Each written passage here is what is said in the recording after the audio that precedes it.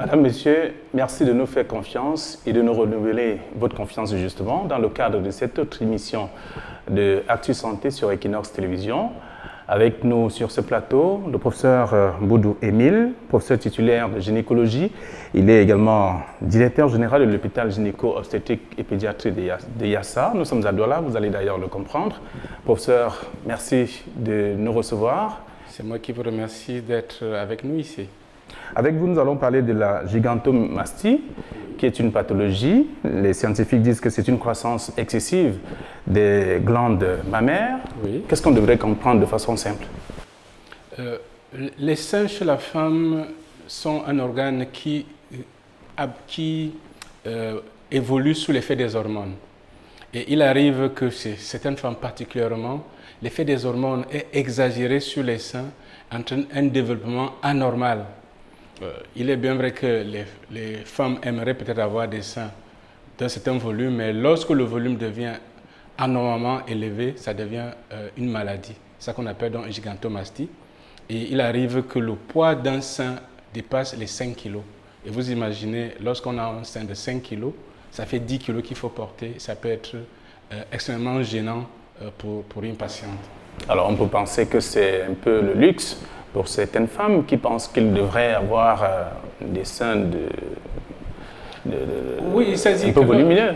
Lorsqu'on a des seins généreux, je peux ainsi le dire, ça peut être intéressant, mais sauf que lorsque le volume devient un peu trop, ça devient un problème.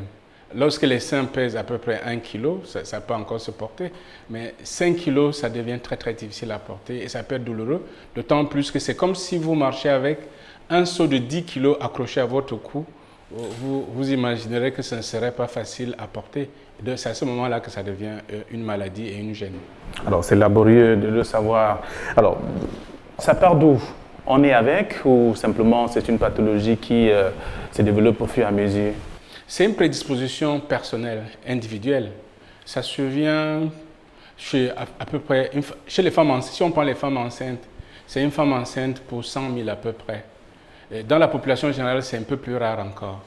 Et pendant la grossesse, les hormones sont sécrétées en très très grande quantité. Et comme je l'ai dit tantôt, les seins subissent l'influence des hormones.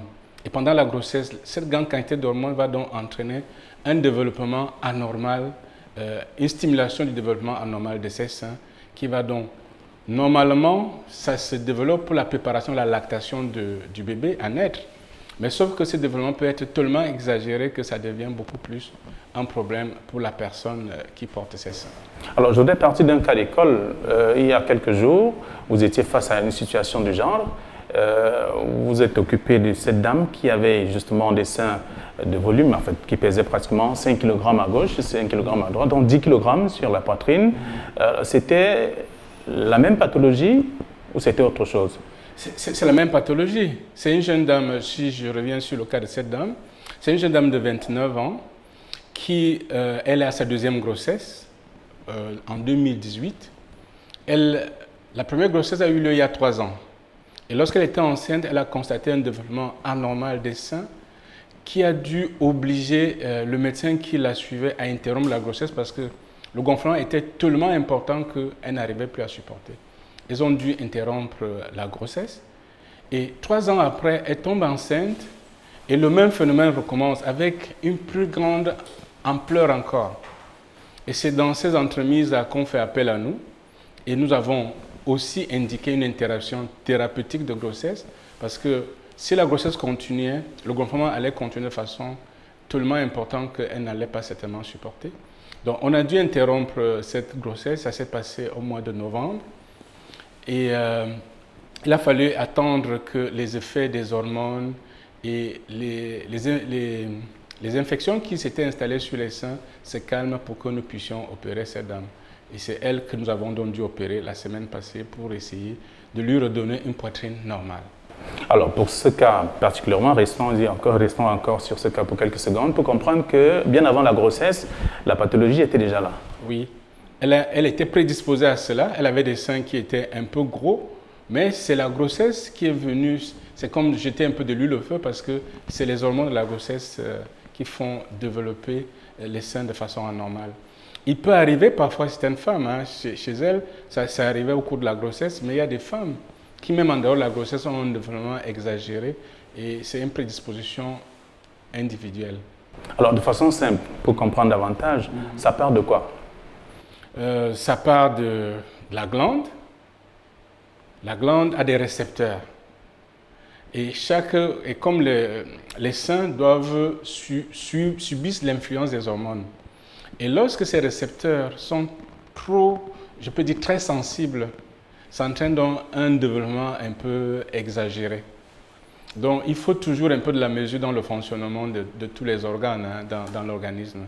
Chez ces femmes, c'est un problème, pas d'hormones, mais beaucoup plus de la sensibilité des récepteurs qui sont au niveau des seins et qui entraînent donc un développement exagéré par rapport à ce qui devrait être. Alors, quel est l'état de la femme en ce moment-là? Elle est gênée, elle est à l'aise, on comprend bien que c'est une pathologie. Dans un premier temps, lorsqu'on tombe enceinte, on a un développement harmonieux, normal, on se dit, on se prépare à l'allaitement. Mais à ce moment, elle commence à trouver que c'est un peu anormal, d'autant plus que cela n'est pas corrélé à l'âge de la grossesse.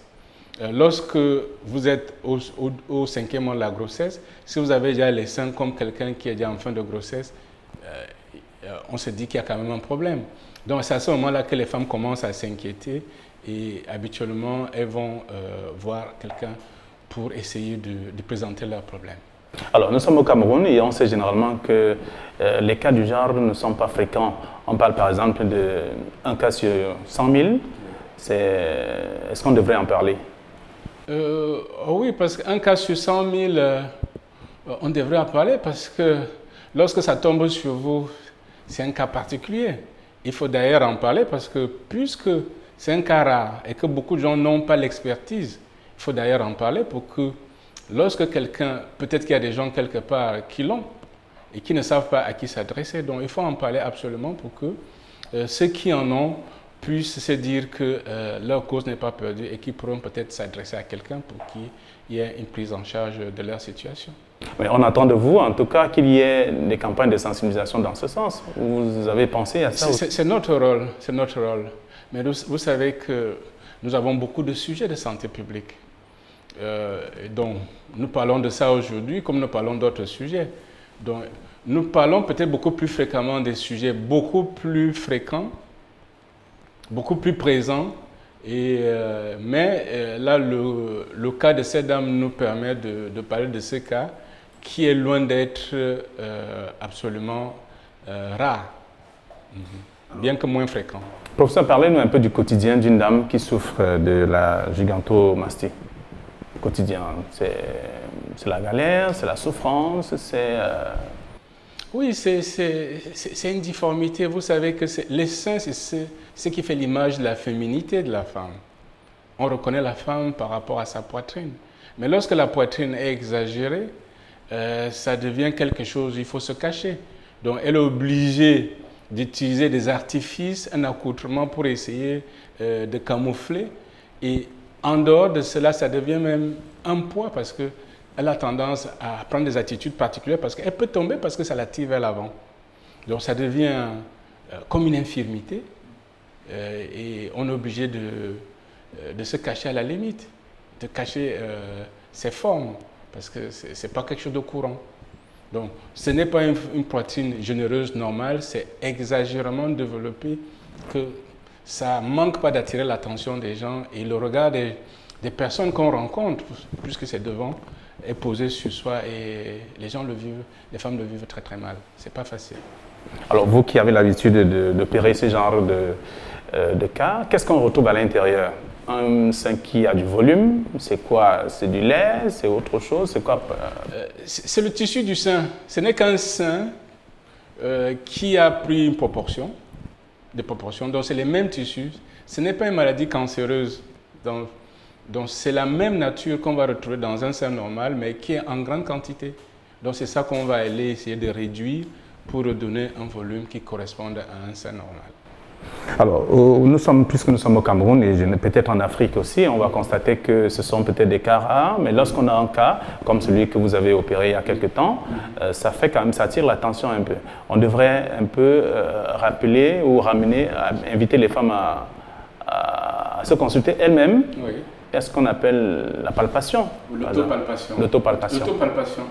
L'autopalpation a d'abord un premier rôle, parce que vous savez que la chose la plus grave qu'on puisse avoir au niveau des seins, c'est le cancer. Et nous conseillons à chaque femme de devoir palper ses seins chaque fois, chaque mois, après les règles, après le 6e jour des règles. Après le 6e jour, parce que normalement, les 6 premiers jours des règles, les seins sont un peu plus sensibles. Une semaine après, en général, les seins sont moins sensibles et on conseille donc à chaque femme, tous les mois, de pouvoir palper les seins. Ça permet de mettre en évidence les petites boules, les boules qui vont se développer au niveau des seins et qui vont nous permettre de les traiter alors que la maladie est encore à un stade précoce. Mais seulement dans le cas de la gigantomastie, c'est un problème qui est tellement évident qu'elle n'a même pas besoin de se palper parce que ça se voit et ça se sent. Et c'est vraiment évident. Alors, lorsque cette situation, est-ce que l'esprit est dans les femmes, ou les femmes pensent à ça, c'est-à-dire se palper de temps en temps? Ça, c'est pour le cas du cancer. Et pour l'autre cas, il faut qu'il y ait quand même un décor qui change, une couleur de la peau, une couleur de peau qui change au niveau du sein pour déjà détecter ou penser que ça peut être une gigantomastie. En général, la couleur reste la même, mais seul le volume augmente. Mais lorsqu'on est dans le cas de la grossesse, la couleur va changer parce que lorsqu'une femme tombe enceinte, il y a des modifications au niveau de la couleur, l'aréole, c'est-à-dire le petit cercle qui est autour du mamelon, prend une couleur, ça va changer de couleur. Mais en général, c'est vraiment que le volume qui est la caractéristique de cette affection. Ce n'est pas, en général, ce n'est pas douloureux au départ, c'est pour ça que les femmes peuvent le porter, mais ce n'est que le poids, comme je le dis, qui va être le problème et le volume qui va être gênant et elles doivent le cacher. Dans mes recherches, j'ai appris qu'en l'absence, bien entendu, du traitement, l'augmentation dure jusqu'à l'accouchement. Donc le sein peut aller jusqu'au moment où la femme accouche. Est-ce que ça peut se rétrécir, retrouver la forme normale? Ça dépend du volume. En général, comme c'est sous l'effet des hormones, lorsque la femme accouche, le placenta est sorti, l'effet des hormones diminue. Dans certains cas, le sein va diminuer de taille, mais il ne reprend pas sa volume. En général, il ne reprend pas le volume initial. Donc c'est pour cela que lorsque notre grossesse va survenir, le même phénomène va se remettre en route et avec la même gêne. Donc c'est ce qui fait que c'est vraiment un problème. On veut bien avoir des seins, préparer les seins pour l'allaitement, mais lorsque le volume devient très très important, ça va même empêcher l'allaitement du bébé parce que ça va être douloureux et très gênant. Est-ce qu'on peut interrompre l'évolution du sein lorsque la femme est enceinte? Et comment? Le seul moyen pour interrompre l'évolution du sein, c'est interrompre la grossesse parce que ce sont les hormones de la grossesse qui font croître les seins. Donc la seule indication, c'est une indication thérapeutique, une interruption thérapeutique de grossesse. C'est-à-dire que vous savez que l'avortement est interdit au Cameroun, mais ça c'est une interruption de grossesse pour sauver la maman qui est dans une situation critique. Et c'est entouré par un certain nombre de préalables qu'il faut prendre avant de pouvoir décider d'interrompre la grossesse. Alors ça c'est un consentement, maman, médecin et autres, la femme concernée bien entendu. Bien sûr, on discute avec la patiente. C'est une proposition qu'on lui fait. Si elle pense qu'elle peut supporter, on laisse faire. Mais en général, elles sont dans un tel état qu'elles n'arrivent pas à supporter et nous prenons les dispositions avec elles pour l'interruption de la grossesse. Et lorsque c'est fait? Lorsque c'est fait, l'effet des hormones s'arrête et le développement s'arrête aussi. À ce moment-là, mais le volume reste parce que comme je l'ai dit, même lorsque les hormones sont parties, le volume ne revient pas au volume initial des seins de la patiente.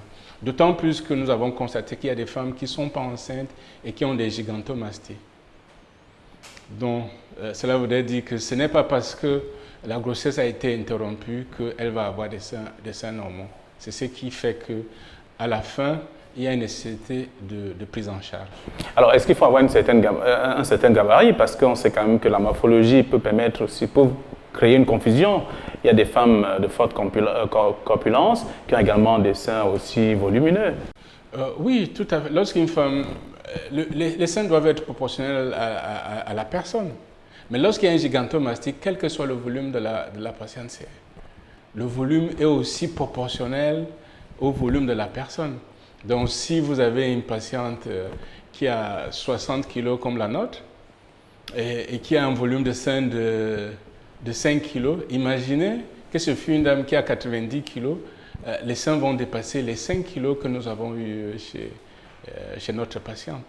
Et si c'est une dame qui a 195 kg 195 kg, dans un premier temps, ça va être dissimulé par son volume corporel. Mais après, ça finit par être toujours un problème parce que ça va être exagéré. Il y a eu des images anecdotiques des seins incroyablement, vraiment volumineux. Alors, est-ce que cette pathologie concerne uniquement les femmes? Les hommes sont concernés? La gigantomastie concerne, on peut dire que c'est un problème des femmes. Mais chez les hommes, on peut avoir ce qu'on appelle une gynécomastie, c'est-à-dire un gonflement de la glande mammaire. Parce que chez les hommes, les seins ne doivent pas être développés. Mais il arrive de façon surprenante qu'on ait un développement des seins chez les hommes. Ça peut être soit d'un côté, soit des deux. Et je vous assure que ce n'est pas agréable de voir un homme chez qui les seins sont développés et nous sommes obligés de faire recours au traitement. Soit ça peut être une cause hormonale, soit ça peut être une cause non hormonale et le traitement dépend de la cause qu'on va retrouver chez les hommes. Mais c'est beaucoup plus rare chez les hommes. Et justement, j'en venais à vous demander si les causes sont les mêmes que chez la femme aussi. Non. Il y a des causes hormonales et des causes non hormonales. Donc les causes ne sont vraiment pas les mêmes chez les hommes et chez les femmes. C'est pour cela que chez les hommes, comme je l'ai dit, on va avoir un côté normal et un côté où c'est gonflé de taille. Si c'était un problème hormonal, les hormones allaient être réparties des deux côtés. Et donc, en général, lorsque c'est d'un seul côté, donc ce n'est pas une cause hormonale, c'est plutôt une cause tumorale qu'il faut aller soigner. Alors, à côté de l'interruption de la grossesse, pour réduire également, pour stopper le développement de ces seins, est-ce qu'il y a une autre façon de prendre en charge la gigantomastie? Oui, il y a des traitements, il y a des anti-hormones qu'on donne. Les anti-hormones, dans un premier temps, on essaie de donner des anti-hormones pour essayer de calmer, mais ils ont une efficacité assez réduite parce que leur effet n'est pas seulement local, leur effet est général. Et lorsque la femme est enceinte, donner des anti-hormones peut être dangereux pour la grossesse. Donc, ce qui limite l'effet d'autres substances. Donc, c'est pour cela que le recours à l'interruption de la grossesse reste la meilleure méthode pour arrêter vraiment le développement des seins avant d'entreprendre le geste chirurgical éventuellement. C'est la finalité en fait. C'est là la finalité, oui. En réalité, c'est le traitement. La gigantomastie, le traitement n'est pas médical. Le traitement, en fait, médical, c'est-à-dire qu'en donnant un médicament, il est vraiment chirurgical pour donner une image harmonieuse du corps de la femme. Et c'est le même processus pour l'homme qui est malchanceux dans ce sens? Oui, bien évidemment. Vous savez encore que chez les hommes, c'est encore plus, je dirais, plus sensible de voir un homme, vous imaginez les colibets et tout ce qu'on peut dire lorsqu'on a un homme qui a des seins développés, mais il va faire recours beaucoup plus rapidement à un traitement que les femmes d'ailleurs. Pour ça, puisque ce sont des cas rares, on va le dire, qu'est-ce que vous entendez faire pour amener le grand public à comprendre qu'il y a des pathologies du genre? Mais nous sommes en train de partager avec vous. Vous êtes le relais parce que vous savez que les formations hospitalières que nous sommes limités par rapport à notre capacité de nous exprimer.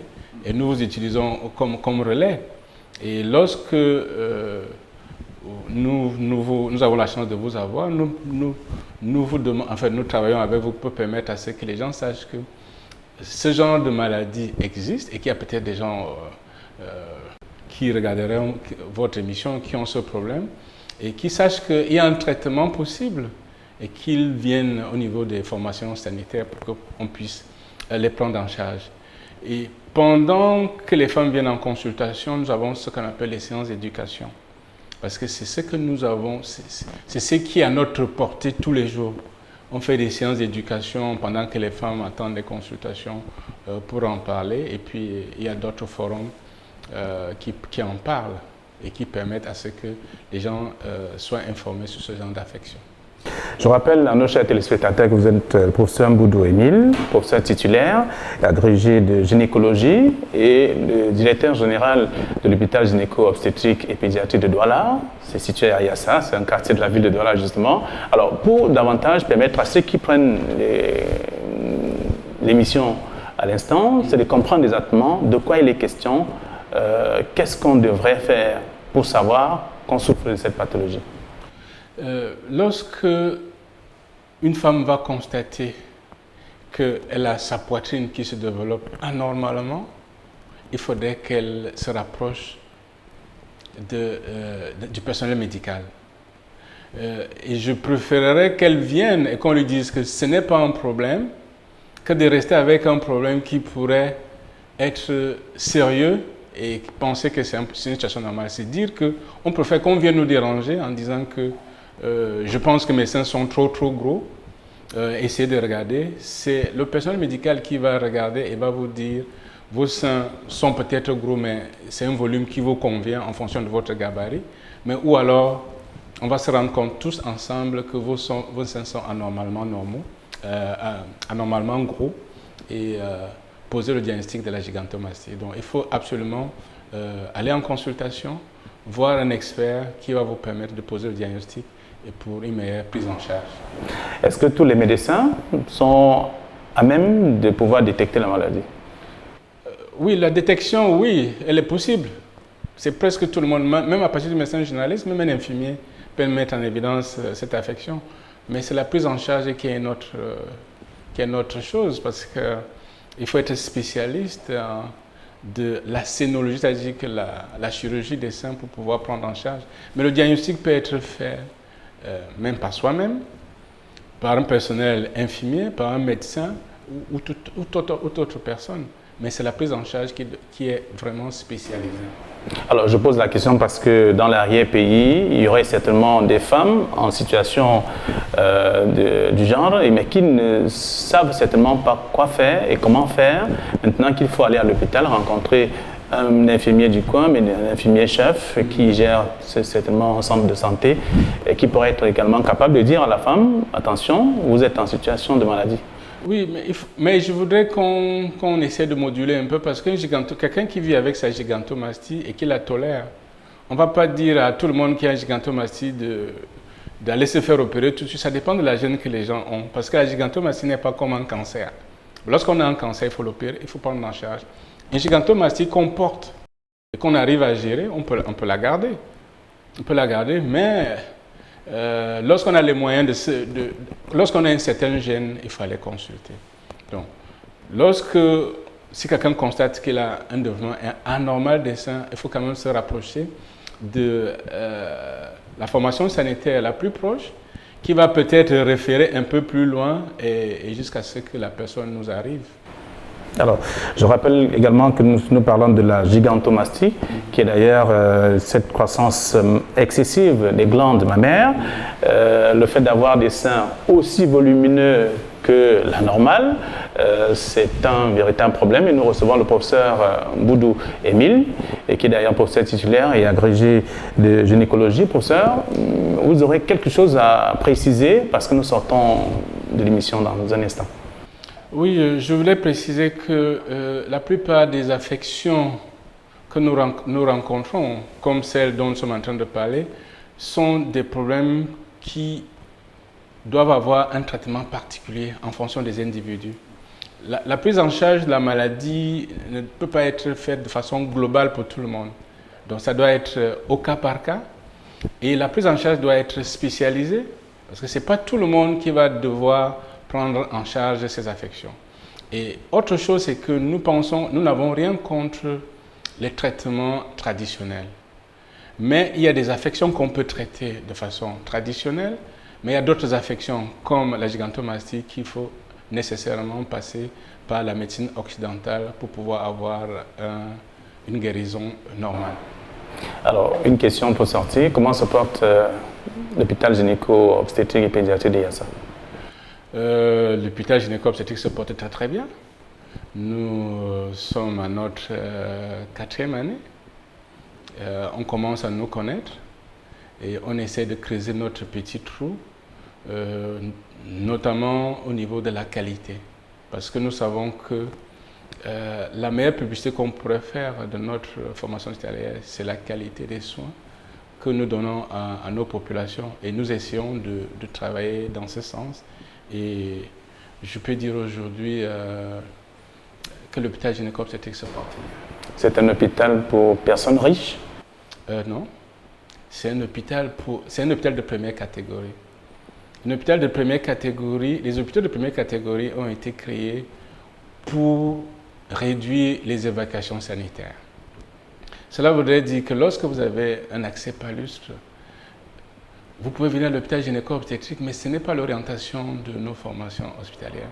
Nos formations hospitalières sont faites pour soigner les cas qu'on ne peut pas traiter dans les hôpitaux de district et les autres formations de deuxième catégorie. Et les tarifs qui sont pratiqués à l'hôpital sont les tarifs fixés par l'État. Donc ce n'est pas une formation privée. Donc les gens, quand ils viennent ici, vont s'attendre peut-être à avoir la consultation comme à l'hôpital de district, ce n'est pas possible. Alors que les consultations ici coûtent moitié moins cher que lorsque vous allez en consultation privée. Donc on ne peut pas dire que c'est un hôpital bien riche. En tout cas, c'était une parenthèse, comprendre un peu le fonctionnement de votre hôpital, ou l'hôpital dont vous avez la charge. Je rappelle que vous êtes le professeur Mboudou Émile, et professeur titulaire, agrégé de gynécologie et directeur général de l'hôpital gynéco-obstétrique et pédiatrique de Yassa. Merci d'avoir répondu à nos questions. Je vous remercie. Merci à vous également, chers téléspectateurs. Prenez le rendez-vous pour la prochaine édition. Au revoir.